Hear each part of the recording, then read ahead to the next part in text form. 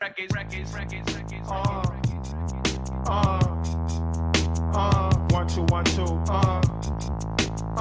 1, 2, 1, 2. Yo, what is up, everybody? You hear the music, so you know what time it is. That's right. It's time for the In Off the Bench podcast. I am Daniel Ball, and I'm joined as always by my co-host, my partner in crime, my brother from another mother, Jim Cross. And Jim, we got our boy, Ethan Petry, back on. He's going to talk to us about South Carolina baseball now. We're going to talk mascots. We're going to talk Little League World Series. We're just going to shoot the shizzle with Ethan tonight. We're going to have some fun. But before we do, we got to plug the sponsors so we can pay some bills around this joint. The In Off the Bench Podcast Network is brought to you by Chinook Seedery. Whether you're on the field or in the boardroom signing deals, Chinook will help you get the job done. Memphis City Designs. Get your brands, gear, and logos on everything from shoes to underoos. As a matter of fact, you can get your In Off the Bench underoos there. Smith's Plumbing Services. You got a sink clog, drain clog, toilet clog, or anything in between. Call my boy Dustin at Smith's Plumbing Services so they can help you out and take good care of you. And finally, Old Dominick Distillery. Experience 150 years of tradition in the heart of downtown Memphis. From bourbon to vodka, whiskey to gin, Old Dominick's got you covered. I got the shirt on. You can go in. You can get a free tour. You can get some gear. You can get some merch. As a matter of fact, you can get your favorite bottle. But as always, tell them Jim, tell them DB from the In Off the Bench podcast sent you. And now, Jim, with that, I'm out of breath and the bills have been paid. So help me welcome on to the show with the biggest interview in podcasting this week, our man, Ethan Petry. You know, Daniel, the first thing that came to my mind, you plug in Chinook Seedery. I go to Founders. I have all these expectations. I'm super excited. And the first thing I see as I walk into the facility is big, bold letters, no sunflower seeds. Bum, bum, bum. And I'm like, what the? And anyway, I was like, but luckily the Founders lived up to the hype. Beautiful park, great crowd out there, but no seeds. So, the reality is, Ethan, a lot of these places, you can't chew them anymore. They don't want them on the field, but never do I see signs that usually I'm going to try to do it. In Hoover, they said you couldn't bring them in. I had them in my belt buckle. I was still chewing them. I'm going to break the rules. That's what I do. But I felt like I might go to jail if I break them out in, Founder. So I didn't do it. I wanted to make sure I watched you play. But with that being said, Ethan, how you doing? Great. Yeah. The sunflower seeds are not easy to clean up. So I respect our grounds crew a lot, and they do a lot of work. So I'm glad you didn't choose sunflower seeds. What y'all need, Daniel saw this firsthand in Omaha. They have a crew that just walks around and sweeps every 2 innings as you either peanut shells or sunflower seeds. You don't even have a mess at your feet for longer than 10 minutes. It's a thing of beauty. And I know, I'm talking about Omaha, but from what I saw from Founders, I got y'all as a top 5 in my book. So, I feel like y'all are there. Yeah. That's a lot of work though. So they already do enough. I got it. I got the answer. So you just, how you got bat boys and you got all these, game day crew operations people.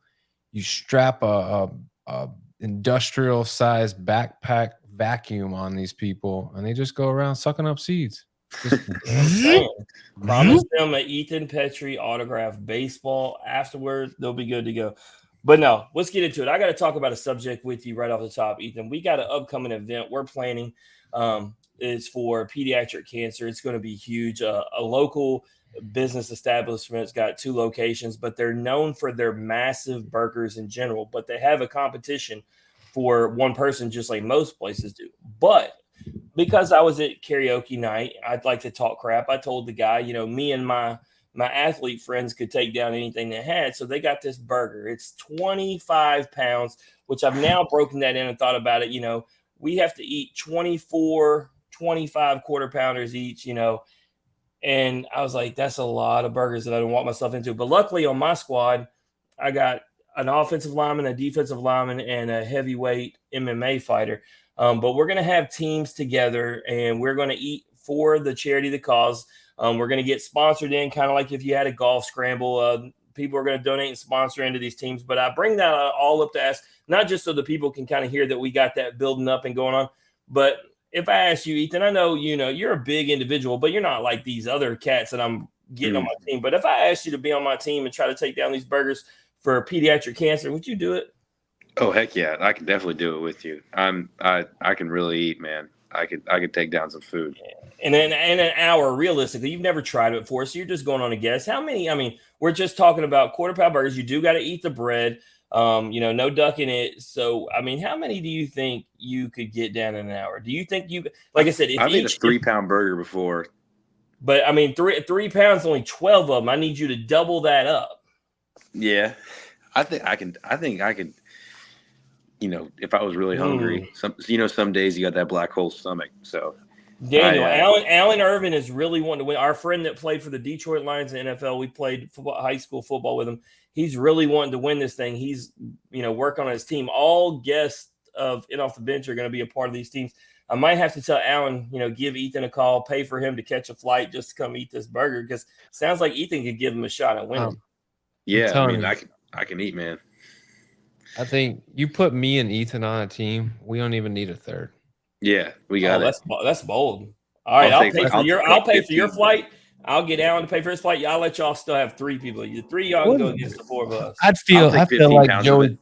I'd feel like Joey Chestnut flying in for the comp just to win it with Ethan and then peace right out as soon as it's over. Well, that's the beauty of it. They're going to have the guy from Cookie Canuck knows the guy who won it this year that won it with Chestnut gone.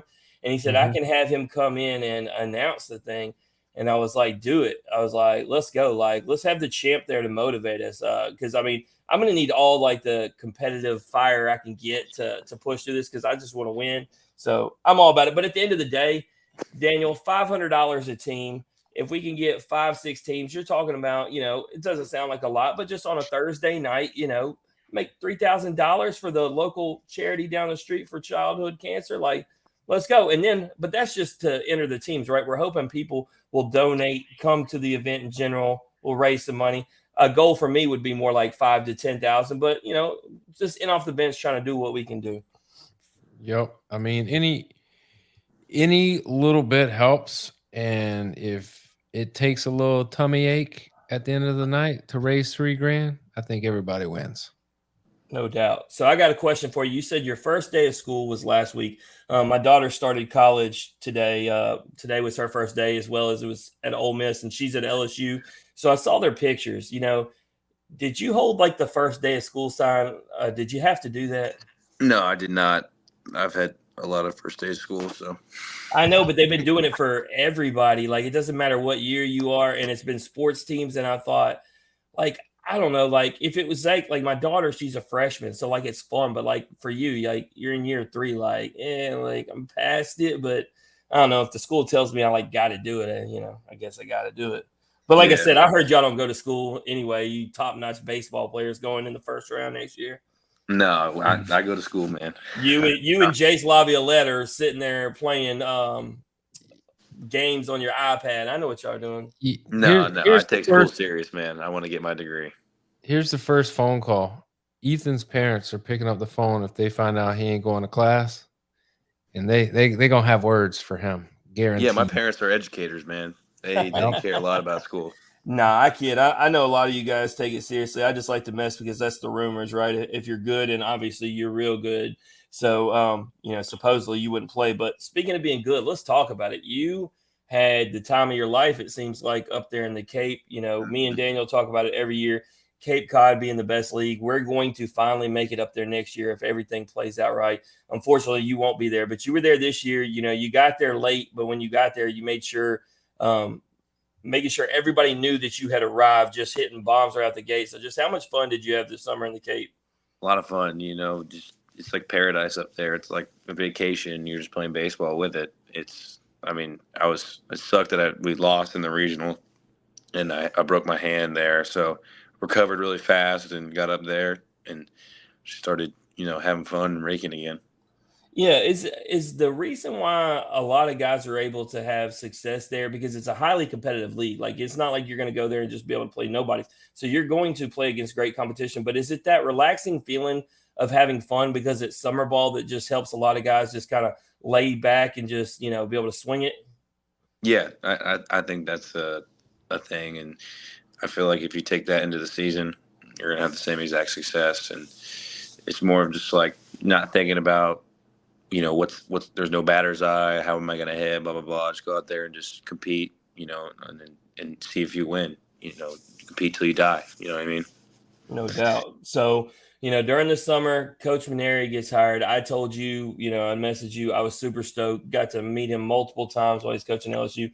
I know how the players that we have interviewed and talked to, not just on the air, but personally, to where like you're not just getting the tongue in cheek on the air. Like they literally would die on the hill for this guy. They love him like a father.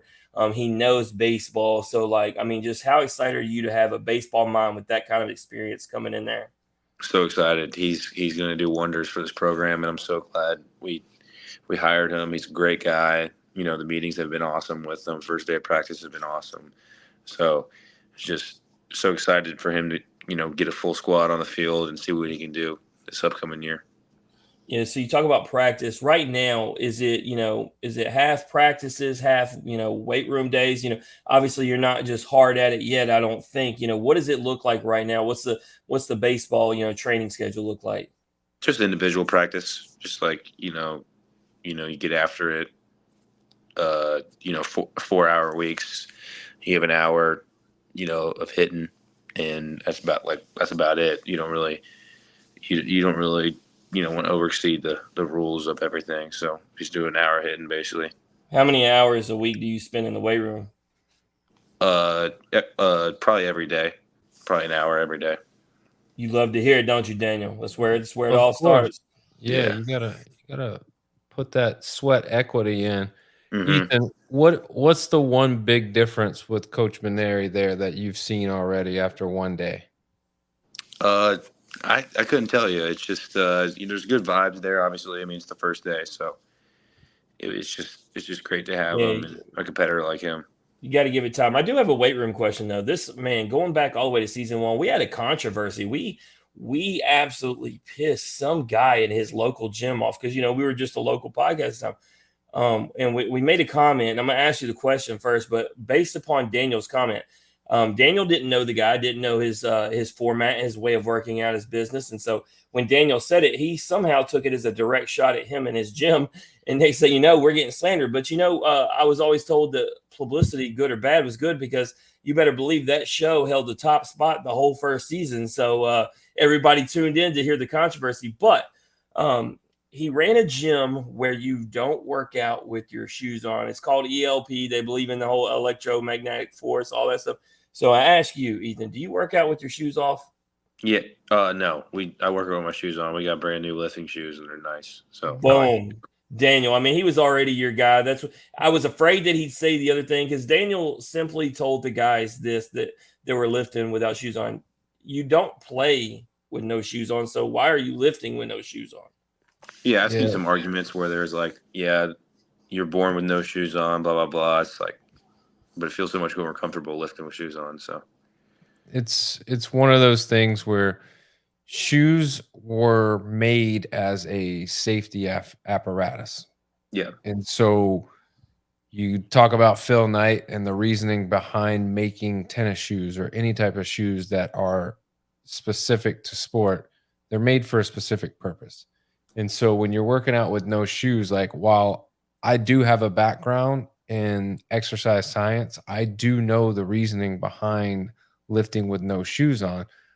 But you can't convince me that a high school kid is in the mindset ready to understand that, as opposed to not having shoes on. But anyhow, it's not about that. It's about you. And let's wrap a little bit, man. Obviously, one of the big things that happened, and I don't know if you're aware, but Little League World Series just ended yesterday. Yeah. Did you catch any of that? I actually just watched the Wheels highlights the other day or yesterday. The final game, Daniel, we were talking about, the World Baseball Classic living up to the hype, right? Because we're all about this whole grow the game. As a matter of fact, I'm wearing the shirt. I have been putting out because we have almost 12,000 subscribers now on YouTube. I've been putting the clips of the Little League World Series as they come on, and Daniel, they have been getting tens of thousands of hits because people are not getting to see it during the day, right? A lot of the games going on, but the amazing baseball is being played. I would say that the Little League World Series, though, is just another notch in the grow the game movement, just like the World Baseball Classic was, and why I look forward to the idea of the Olympics, because we're on all levels, right? From little kids all the way to professional level. When there's advocates for baseball is a dying sport, I urge you to watch what just happened yesterday and urge you to watch what happened the past 2 weeks with Little League World Series. You're not going to convince me that baseball is still very alive, very well, moving in the right direction. You had a team from Florida who out of the gate lost their first game to a team that they inevitably played to make it to the championship game, and they beat them. They lost to Texas in the first game and then came back in the semifinal game and beat them. A lot of late inning heroics for the Lake Mary team, but inevitably they got a big win. So Ethan, they won on a bunt where Chinese Taipei, they fielded it and they threw it away. And like, is there a good way to lose that game? Obviously, you don't want to lose on an error, but like, is there a good way to lose a game, or just if you're going to lose, you might as well lose it whatever kind of way? I think it was inevitable for them because they didn't score. So if that bunt was a perfect bunt, laid it down, they get out at first, man on third, one out. Like, they got to get a huge strikeout. I agree, but I will say this, because that was my thought too, Ethan. But I will say this: the way they had played all game, I mean, there was a reason why it was that one run. If there was a team that I felt like could have got out of that jam, it was actually Chinese Taipei. But Daniel, like, it's funny listening to people who don't understand the game of baseball, not understanding who's supposed to be where, because everybody was quick to want to be on the pitcher or the first baseman. But as y'all both know, the second baseman was the one who wasn't where he was supposed to be. Yeah, I think in that situation, after the fact, it's easy to go, here's where the breakdown happened. But in the moment, it's a lot more difficult. I will say, as a coach, you have to be coaching to that particular scenario. But we're talking about kids. I mean, kids are going to make mistakes. They're going to have pressure, and you don't like to see anybody lose in that game, especially kids. But if we're going to be prideful of the U.S., our team won. Well, let me ask Ethan a question. If you saw the play, and Daniel, I'll get your feedback, but I'll ask Ethan directly as an outfielder. The inning before, I don't even know if we get to that situation if Chinese Taipei if the pitcher doesn't cut off the throw home. That was going to be a bang bang play. Yeah, it's just hard to throw somebody out at home. Like, the chances of, but it was online. It was online. It was Yeah. good. It was going to be tight. You would like to have seen it. I'm not mad at the pitcher, right? He's doing his responsibility. He wanted to try to get that out at third, but you would have liked to have seen what happened for sure. But I think that's Daniel's point off the top, right? These kind of plays that we're being able to have a discussion. You even had the play by the shortstop earlier in the game. I put that out. It's got like 20,000 views. I mean, rolling over off his knee. Did you see that, Daniel? Smooth as butter, dude.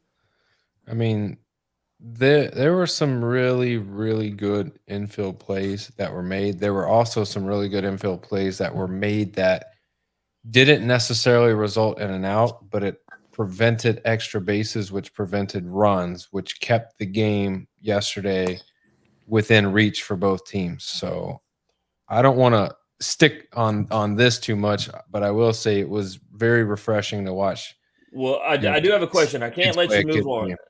I'm not going to ask Ethan. I'm not going to put him on the spot, but I have to ask this, Daniel. You saw the great sportsmanship by us towards them, but I have a feeling that they would have not acted the same way towards us. Thoughts? Here's what I'll say. I think they would have acted the same way, but if they didn't, it wouldn't bother me. No, you're not required to do that by no means. No, it's a really difficult situation to be in because It would be like Ethan in South Carolina winning a national championship, but then going over to the visitors' dugout before they celebrate and go, "Hey, I'm sorry you lost. Let's hug it out." Like, it's a really awkward situation to be in. So, Oh, hey, we do got one more. I do got to ask him. What did you think? Did you see Jazz Chisholm? Take on the kid as a little brother and get him all the gear and stuff when the Yankees were there. You talking about me? Yeah. No, I did not see that. So basically, little kid's scared to come talk to him. It's his favorite player and everything. He introduces himself to everybody on the team. Kid finally comes up, gets the courage to talk to him. Just tells him he looks up to him, his favorite player. He wants to be like him, this and the other. And Jazz basically tells him, you know what, man, I'm going to adopt you as my little brother. I'm going to get you anything you need. You need, elbow guard, this. It's like, I got you. You get your parents to give me a call. I got you the rest of your life. Anyway, I was like, that's the coolest damn that kid's life is made now. Jazz just took him in. Yep. Yeah. It's pretty cool, man. Speaking of pretty cool, there's a guy by the name of Paul Skeens. Ever heard of him? Yeah, he's a stud. Yeah, he faced him a time or two. You do remember who took him yard first? Of course, that's why I asked. That was a sarcastic. If you heard of him, but when you're facing him in college and you know the trajectory, seeing where he's at now is that a surprise to you how fast it happened, or you knew like when you're facing this guy's going to be big league and it's going to be quick for him? Absolutely not. I thought he was big league ready, throwing at the college level, which why he made everybody look like a fool. So you got, his teammate Dylan Cruz. He's getting a chance to make his first MLB start. What about Dylan? Is he a guy on the same trajectory where you're like, yeah, he's pro ready, or is he exceeding like the timeline, or is he, right on pace, you think? 100%. I thought he would have went earlier. Honestly, he's an absolute stud. He's actually from Lake Mary, Florida, which is the team that won the Little League World Series. So he's an absolute stud. Yeah, I actually saw that. I wasn't going to bring it up, Ethan, because I didn't feel we needed to. But since you did it, the reporter who was at Little League World Series also got to be there for Washington Day. I follow him on Twitter. Anyway, what a week! What a week for that local Orlando reporter. Yeah, that is awesome. Great week. What about Aaron Judge, guy who hits? He's at 51 now. How many home runs do you think he gets? I think he gets close to 60. I think he's just so freaking good. They got 30 games left. Yeah, he's definitely getting close to 60, if not more than 60. I think he's the front runner in the MVP race, and I think he's going to solidify it pretty soon here. How many home runs would it take for him for people just to stop talking about MVP and just go, we already know it's him? Probably like 5 or 6 more. Yeah, you look at it, 330. I guess. Yeah, that's ridiculous numbers. And how many games did he play this year? He's only missed 1 game, I think. Okay, that's it. But I think to Ethan's point with the batting average, a lot of the guys that historically hit a lot of home runs didn't have a great batting average, a lot of strikeouts. I think that's what makes what he's doing just unreal. And then you got Shohei on the other side. He doesn't have as many homers, but basically doing the same thing. Highest batting average, and then he's still stealing bases. Yeah, stealing bases, but he's still got downplayed. He's got 38 home runs or something like that. So it's not like he's at 40. He's at 40, you think? Yeah, so those dudes. That's what I love. Like Daniel's point, how can you say we're not growing the game on all levels? I mean, these two guys. I think if anything's amiss, you look at today with Dylan Cruz. I was having to be sent the video clips from somebody in Washington to upload them. And actually, people wanted to know how I was watching the game because I had the clips. I said, "Oh, I don't have them." I said, "I'm getting them from somebody there." They weren't streaming it nationally, and they don't most games. And it's like that's what's killing your game is people aren't having the ability unless they buy the MLB League Pass to watch games, and that's a travesty. I mean, ESPN, there's nothing on during the day. Why are we not showing games? Yeah, I would love to see Paul Skeens pitch. I think one of the big things that put eyes on the Chicago Cubs back in the day is the Cubs when we were growing up. Well, that's No, WGM, but also the Braves, TBS. yeah, but the Cubs for a long time didn't have lights at their park. So all their games, I believe, were like afternoon Today, games. that's why they're on, yeah.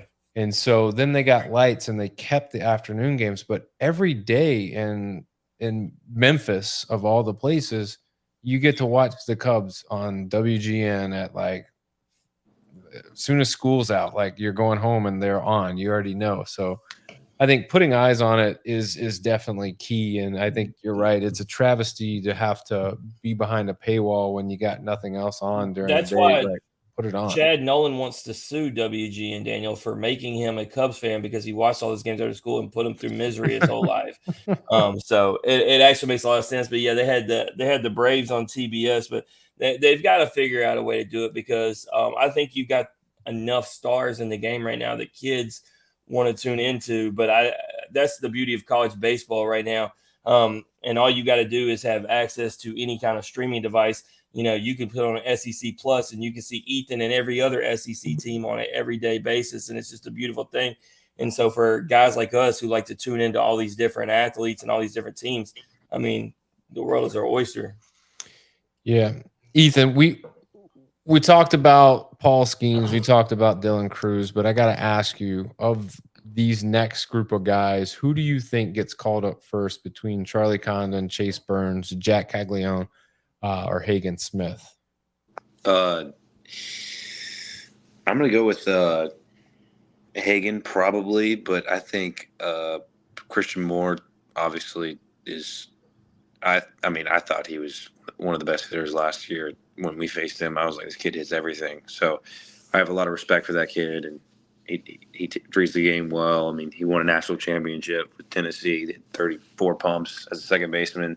Was tearing it up in Double-A, and I think him and except when I came, I went and watched him this past weekend. He had the golden sombrero. However, Trey Morgan on the other side absolutely teed off back-to-back games. But yeah, that's you're gonna right. happen though. That's Yeah, gonna but happen, you're though. right. The reason we didn't put Christian Moore on the list is me and Daniel talked about this pre-draft. We actually predicted the Angels would pick him, but one of the things that people know about the Angels is they move everybody up faster than anyone else. So he was already red hot as a hitter, and then he went to the organization that's known for moving them up. So that's why we kind of gave those other four guys because all of them are just getting their feet wet, right? They're all just getting thrown into AWOL. So it's when Daniel asks you that, it's not going to be this year. Obviously, we're talking about next year and who gets there first. Yeah, I think Semo's going to get called up in September, in my opinion. I think Dolander is the next in off the bench guess. He is carving Double-A. I think he bypasses Triple-A. Yeah, he's a stud. He's one of the hardest pitchers I ever faced. Him and the Cam Smith, you hear about him, what he's doing right now? I think he's got a really good chance of getting called up pretty fast too. Daniel, when we have all these guys like Ethan come on and talk about why they want to play in the SEC, I mean, listen to what he's talking about. These are the guys that he faced. He's not going to face better competition in Single A, in Double-A. He's already faced these guys in the SEC. That's why I feel confident that when Ethan goes to the next level, he's going to be ready for everything that's thrown at him. That's not to sound overconfident, but he's already faced these dudes. Yeah, I mean, he's facing. I mean, it's hard to say pro caliber because a lot of these guys are going to play some type of pro baseball, but high pro caliber guys on a day in day out basis. Yeah, you got to step your game up a little bit, and it's going to push you to be a little bit better. And Ethan's being able to spend multiple years at South Carolina and being able to face, not just the same guys, but more of the same guys at high levels. And he's, doing amazing things. It's hard to even put in words how good you are because every game, it seems like you do something that we didn't think you could do the game before. And I'll tell you, Daniel, I appreciate that. Yeah. These drafts are getting college guys more and more. And that's why when they did that post for the 2025 draft and they were predicting Holiday, I said, first of all, give me Laviolette before him. And then I followed and doubled down on it. And I said, as a matter of fact, give me Ethan Petry. Give me seasoned guys who've went against the best and the best. And that's not a knock on Holiday. But these these pro teams are now, last year and the year before was more college guys in the first round than ever before. They set the record 2 years ago, then they broke it this year. They're going to want guys like Ethan and Jace who are ready to go now, and you can move them up quick. And I think that's awesome, especially because we watch these guys, Daniel. We root for these guys. We have them on the show, and I never thought when we first started that we would have such success. That Daniel, we were just going to watch them in college. I never thought we would have 7 guys right now that came on the show that are in the pros, and I'm thinking we'll have 10 by the end of the season. Let's go. Let's get it. Yeah, that's awesome. Ethan, you playing fantasy football? You forgot to ask his boy. No, don't bypass his boy. Yeah. Messina. Yeah. Oh. Yeah. I play with my parents. All right. He missed the question. He almost dumped your boy. No, I'll come back to it. Don't worry. Yeah, I play with my parents. I do a 4-man league with my parents. It's a lot of fun. 4-man. Wow. Yeah, we have stacked teams and we just dominate. It's like 200 points a week. Jeez. Have you had your draft yet? We have. We did it all together when I was back home after the Cape. Nice. What's your team looking like? Solid. I got my team is just loaded. It's just 4-man teams. Who'd you get with your first pick? That's what I know, because I once did a draft recently and I drafted Ethan Petry first and I lost. Let me see. Speaking of drafts, we got a big draft coming up a week from tonight. Oh, McCaffrey. Oh, he's I got McCaffrey, Kelsey, Nakua, AJ Brown, Bijan Robinson, Mike Evans. Like I needed a 4-man league. Yeah, like my team is like Garrett Wolf is on my bench, Nico Collins on my bench, Travis Etienne's on my bench. He's got guys on his bench we need in our starting lineup in our 12-team league. Yeah. It's a lot of fun. Though. We do it. We've done it for like the past 10 years. So in mine and Daniel's league, so I'm in multiple leagues, but in the biggest money league, I won. But the league I'm in with Daniel has a bunch of guys who just love to talk trash to me in our group thread every day. And so as much as I want to win the one that has more money, I really want to win one just to shut these guys up. And I unfortunately wasn't able to do it. Daniel did it before me, and I'm jealous of him. He did it not this past year, but the year before. So I finished last this past year. So Daniel, I gotta figure something else out. And one of it starts with shout out to Joe Burrow. Shout out to Jamar Chase, Travis Kelce. Those 4 dudes alone carried you. I don't even know who else was on your team. They didn't matter. You're forgetting. St. Brown. St. Brown. Before St. Brown was St. Brown, man, I picked him up on waivers, and he carried me all the way. I finished now he was the first round pick. Yeah. I finished in last place in our league last year. I gotta redeem myself. I got a draft tomorrow with the league that I'm the 2-time champ at. As a matter of fact, it's worth so much money. Look at this rock I get for winning. Bob. Anyway. So closest thing I ever win because I wasn't a real athlete like you guys. Ethan, what are your thoughts on your boy Cole and Charlie Condon at the same place together? That's awesome. I'm happy for him. I know that we got a couple guys in the Rockies organization. So got Braylon Wimmer, Jack Mahoney, Cole Messina. So I'm glad Charlie gets to meet those guys. Charlie's a really good dude, and I hope he becomes friends with my guys and gets to come out and hang out with us in Columbia. So do you have to stop yourself from like thinking forward and going, oh man, what could be next year if I go to certain places where I could link back up with so-and-so, or I could be on a team with so-and-so because we've never had the opportunity to play. Do you think about that, or is that just kind of no, that's like the last thing I think about. I'm just more focused on this season because I really want to go to Omaha. I never got the chance to experience that. I mean, I get jealous every year when I see people in Omaha. So I'm picking it again. I picked y'all last year. I'm gonna do it again. I don't care. Yeah. I mean, I really think we got a good chance again this year. I mean, I think we have a chance every year. The winning culture here in South Carolina is pretty crazy. Daniel, I think I'm going because I already know I'm picking LSU, Tennessee, Texas A&M, Like, and so South Carolina, so already half my field is going to be SEC, and I have a feeling I think I'll probably have 5 out of 8 SEC, which means I definitely won't be right. But shoot for the stars. Yeah, aim for the moon. If you pick 8 SEC teams, you're probably going to have a really good shot of getting 4. Half. Yeah, you're going to get half for sure. Yeah, I agree. Speaking of just worrying about this upcoming season, what is the one thing that you're working on? Because a guy like you that we see and we see what you can do, and it's almost like I was saying earlier, you one up yourself every game, and it's like, what can you not do? But obviously, I'm sure this fall, you're going to be working on something. So what is the one thing that you feel like this is the one staple thing that I got to get better at?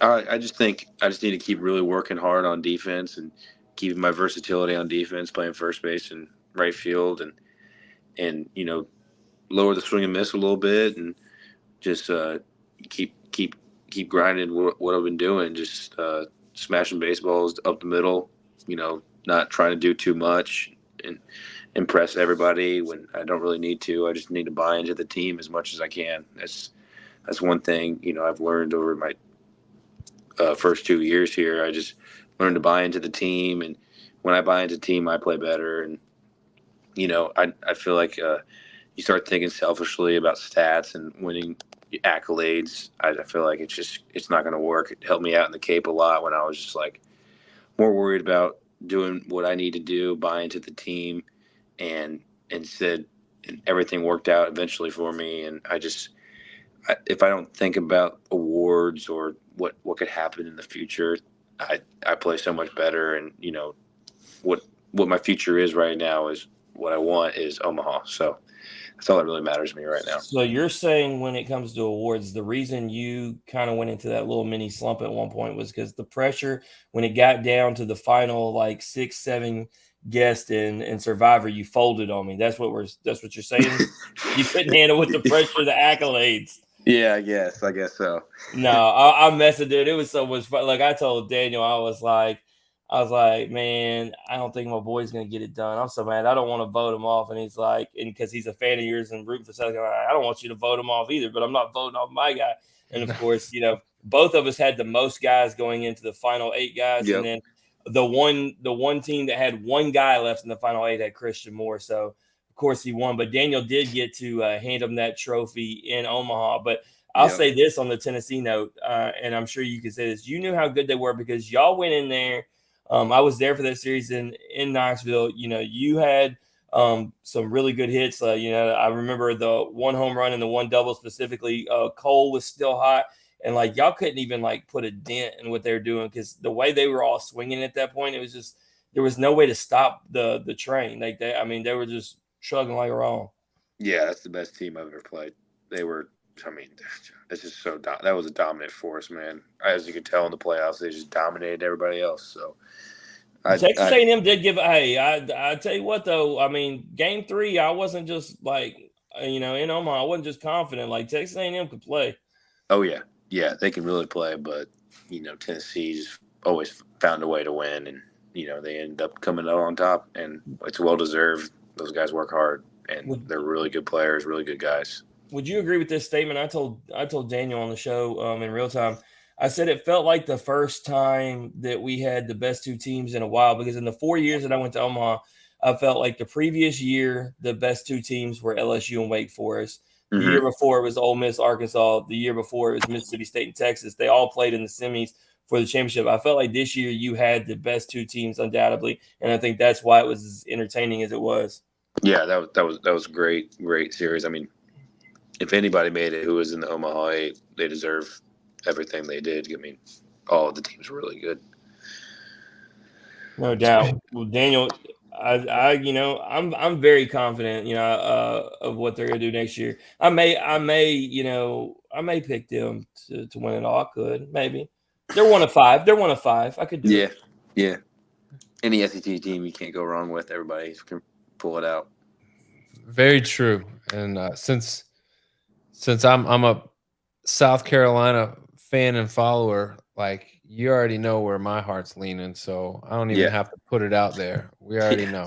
We don't Daniel, you gonna meet me at Founders this year, man? You we gonna go don't check out Founders? we don't have to talk about it. We just know what needs to happen. But as far as Founders go, I mean, I don't know how far that is from Tampa, Florida, but Of that's all the places outside of going to see them Gators, it's the closest.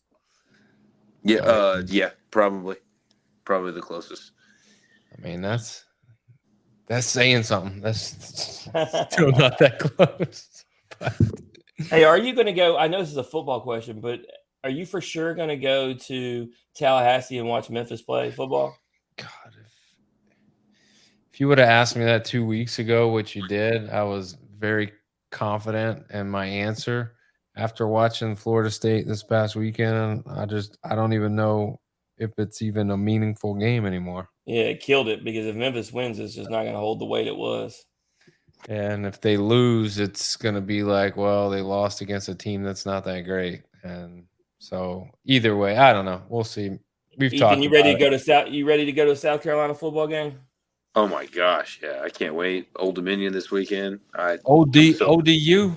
Yeah, Ready I'm so confident in Lawrence Sellers and confident in what Beamer's doing over there. So I have a good feeling about this year. Let me Some tell you Cinderella something, story. Ethan. In the offseason, there was no coach from what I could see on social media that had more like marketing on a social media side than Beamer. I feel like Yeah, that he's dude was great. He's great. everywhere. He's a great And recruiter, great everything. so we'll see. Obviously, it is the SEC. It is Yeah. the king of kings, and it's not We do easy got by LSU any though means. this year. Oh, buddy. Oh, buddy. Speaking of football, let's make some picks. Georgia Clemson this week. Who you taking, Ethan? Oh, I mean, I gotta go Georgia. Gotta go with them dogs. I can't go. I can't. You know that. Yeah, I hear you. I hear you. Jim, who you taking? I'm gonna go Georgia. Yeah, it could be, St. Mary's School of the Blind versus Clemson, and I think Ethan would take St. Mary's School of the Blind. I don't think there's ever a scenario where No comment. South Well, Carolina. I had to pick the 4 ranked matchups for pick'em. We're not gonna pick the bloodbath. So we gotta go. No. I would take no comment on that, and keep that out of the stream. I don't want to cause anything. I hear you. No ammo, no nothing. Yeah, no ammo needed right there. Nope. They know it's a crazy game, anyways. Yeah. For the sake of chaos, I hope Clemson wins, but I don't think they are. So I would take Georgia. I mean, I wouldn't be surprised if Georgia took it all this year again. They're just too good. Very good. Miami versus Florida. Jim, I'll start with you. Your favorite team, Florida Gators. I'm going to go Miami. You think so? I think this is a game where Florida. I just think Miami will do Miami things. Here's my prediction. You ready for this? Because this isn't an uncommon thing anymore. Miami's going to win, and then everybody's going to start talking about the U is back. I don't even know who they play next week, but they're going to play somebody crappy. They're going to win this week. The U's going to be back, and then they're going to lose to that team. I think it's the opposite. I think Florida wins, and everyone starts talking about the revival of Florida, and then the hardest schedule in the conference is going to get really hard on them, and they're going to show who they really are. Safe to say, me and you are not picking either of these teams to be in the 12-team playoff. No. Ethan, Miami or Florida? Who would you take? I don't know. Miami's actually the ranked team in this. Florida is not. Florida has an absolute gauntlet of a schedule too. Yep, it's not easy. I'm gonna go with Miami. I don't know about this one. The Hurricanes, Notre Dame, Texas A&M. Jim, Notre Dame. I have a different perspective this time, though. I'm not There's no way in hell I'm taking Notre Dame. No, Not listen a to me. chance. Hear me out. They have to win. I'm going to go see them in South Bend for the first time. They cannot, they're ranked as high as they are. They cannot lose until at least after I see them because I want them to have the craziest, loudest environment. I want them to be undefeated, like number 3 team in the nation. I need them to not Notre Dame themselves until after I go see them. They're gonna Notre Dame themselves, but No, I'm going to watch Rudy and I'm going to get hyped. I'm telling you. I mean, they're gonna have to call Rudy because they're going into a really tough place to play, and it ain't gonna be fun for them out the gate. Yeah, I'm gonna go with A&M. Yeah, yep. SEC homers. All right, Yeah. SEC homer. Here you go, Jim. LSU, Southern Cal. Who you got? LSU for Ethan. in Vegas. In Vegas, they're going to roll them. I'm gonna take. I'll take USC just to be on opposite ends. I don't think they'll win, but it'll be fun to try to root against Jim. I do have a game I want because we're not going to have Ethan on here. Week 2, just to skip one ahead, just one pick.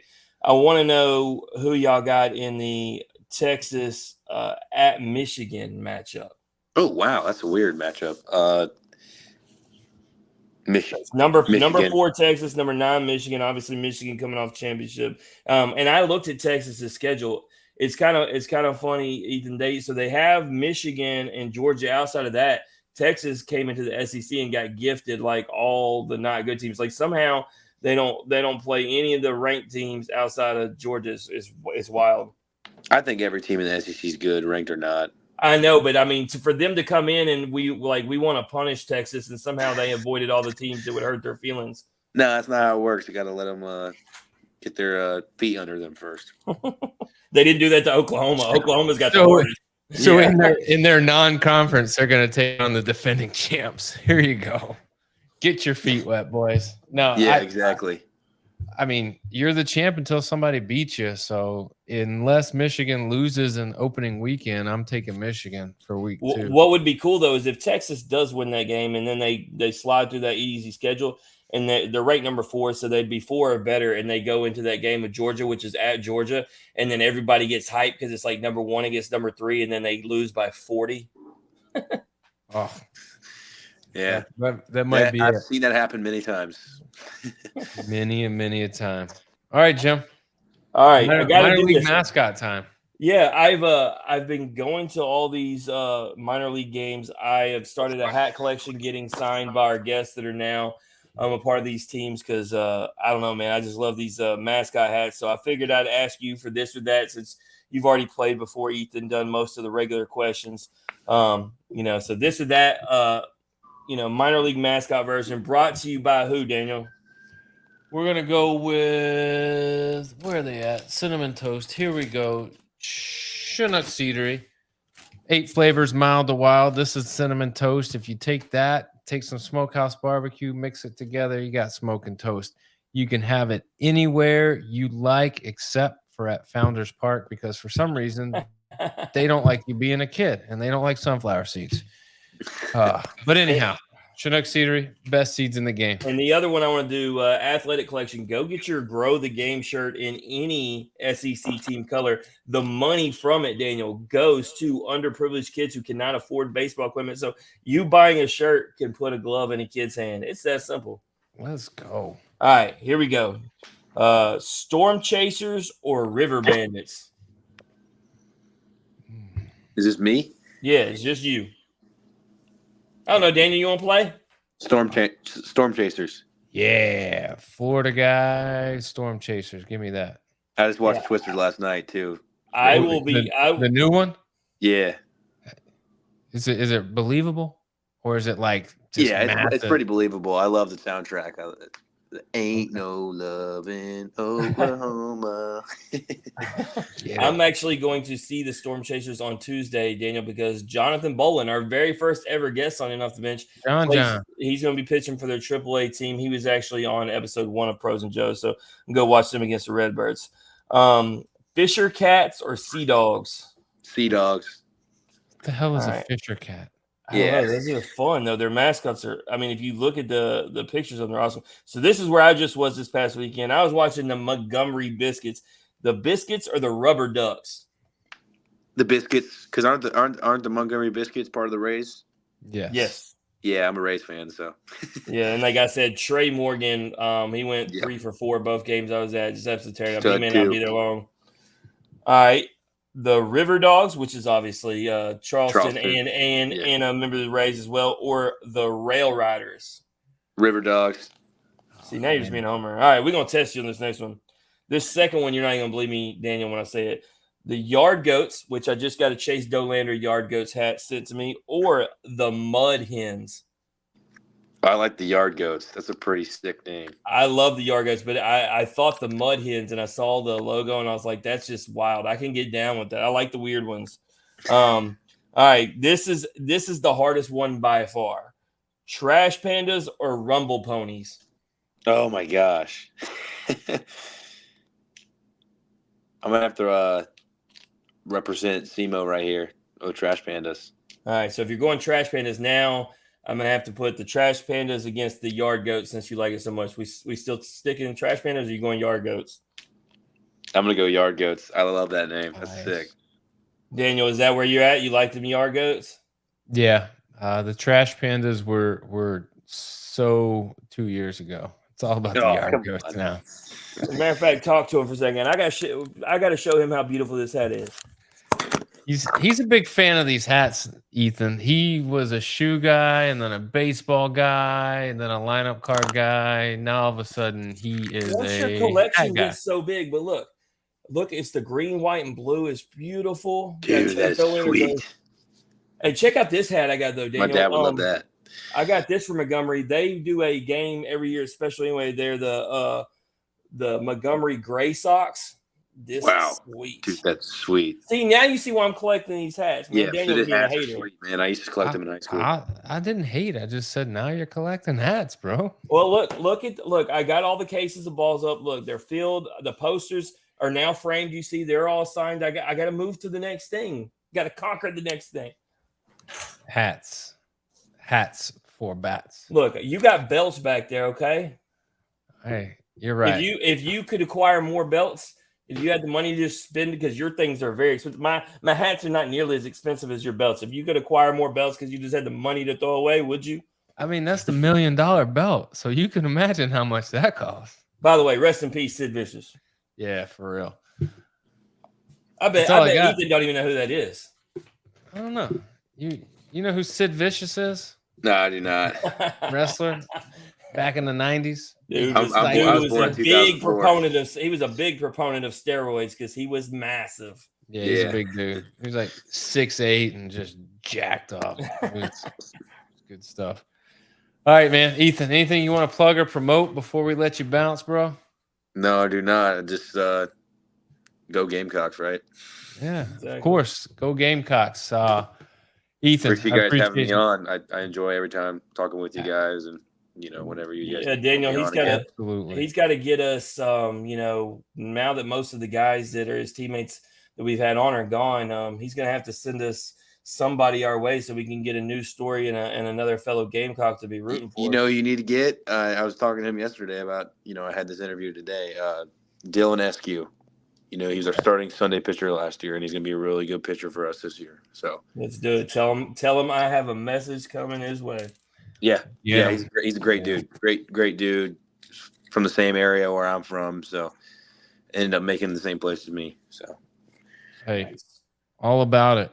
Well, as always, we're gonna do Survivor again. So you'll be. I'm pretty sure you'll get drafted. You'll be on a tribe. So. He might be second round worthy because of last year's stunts. Oh, geez.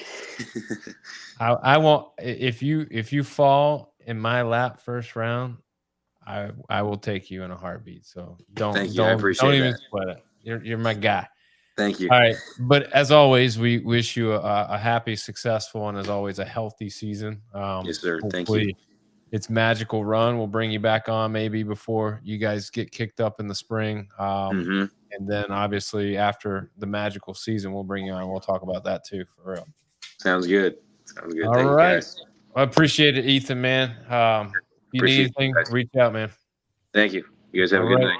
You too. That's Ethan Petry, everybody. If you like hearing Ethan's story or you just like hearing us average Joes talk X's and O's, please like and share the podcast on Facebook. Retweet us on X. Listen and subscribe wherever you stream your podcast. As always, go on over to YouTube, click subscribe, hit the notification so that you know whenever we upload content, because it's on a daily basis, because we got not a single A deucer, not a double A deucer, not even a triple A deucer. We got a producer who is on it every single day. Jim, who we got next time? So Wednesday, we're going to transition, man. We're going to talk Emma Grown from Kentucky Volleyball, national champion. This is going to be her last season to go at it. She was a part of that original squad with, obviously Z, Perez, Allie Stumler, Reagan Rutherford. She'll be the fifth guest we had from that national championship team, but now she's the senior. She's the captain. She doesn't have any of those girls left, so it's going to be on her to take these younger girls under her wing. They are a top 25 ranked program, as you'd expect, but out the gates, they're in a classic with three other ranked teams, including Nebraska, and you know how they take their volleyball. So we're going to get her story, and we're going to talk to her about this season coming up because it's her last one, and, man, I'm hoping to see she makes a great run at it.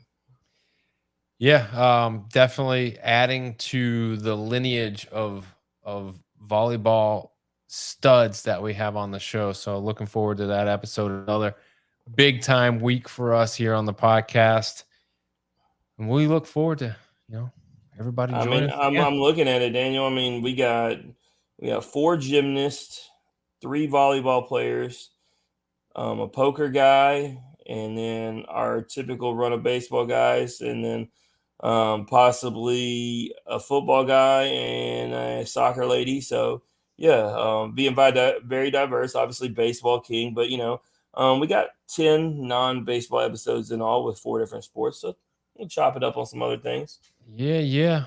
A lot of diversity going on.